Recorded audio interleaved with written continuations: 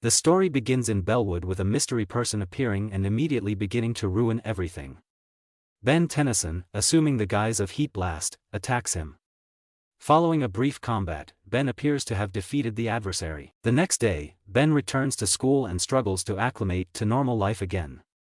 After having a horrible day, he is tormented by Cash, JT, and two females he attempted to flirt with earlier in the film, ending in gray matter causing full havoc at a cafe where Ms. Dalton works. Later, he and Gwen Tennyson discuss some yearbook photographs she shot. In the backdrop of one with Ben, Gwen increases a hazy place, revealing the same adversary Ben vanquished previously. Max Tennyson recognizes him as Ian, an extraterrestrial caught by the Plumbers about 2 millennia ago. He arrived half dead, carrying a device known as the Hands of Armageddon, which, if activated, would open a temporal rift to the aliens' home realm and unleash his species on Earth.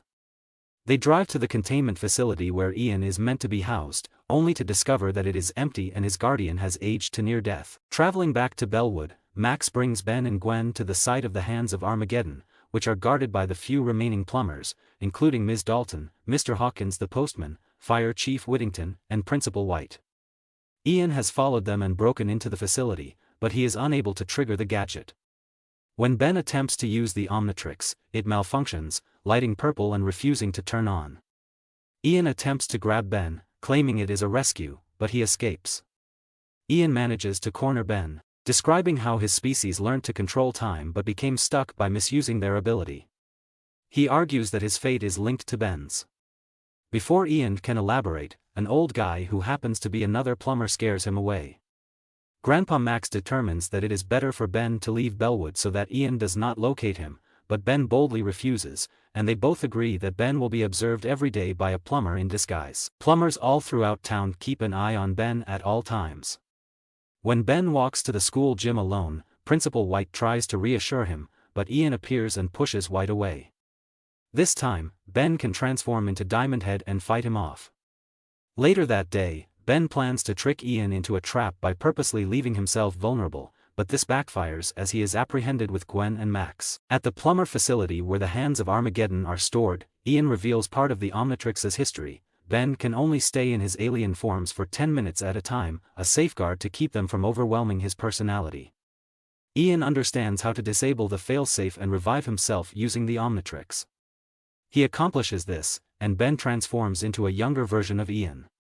The older one retreats since there are now two of him. Ian is reborn and triggers the Hands of Armageddon. Gwen and Max manage to get free and strive to stop him. While Max attempts to stop the temporal gap, possibly at the expense of his own life, Gwen pleads to Ben within Ian.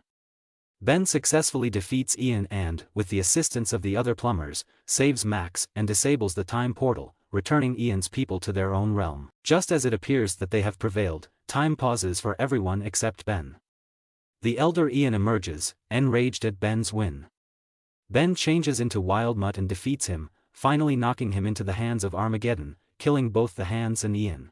After performing an impromptu magic performance for the school talent show, utilizing Wild Mutt's timely detransformation in a strategically positioned stage curtain, Ben finally embraces being simply Ben for a bit.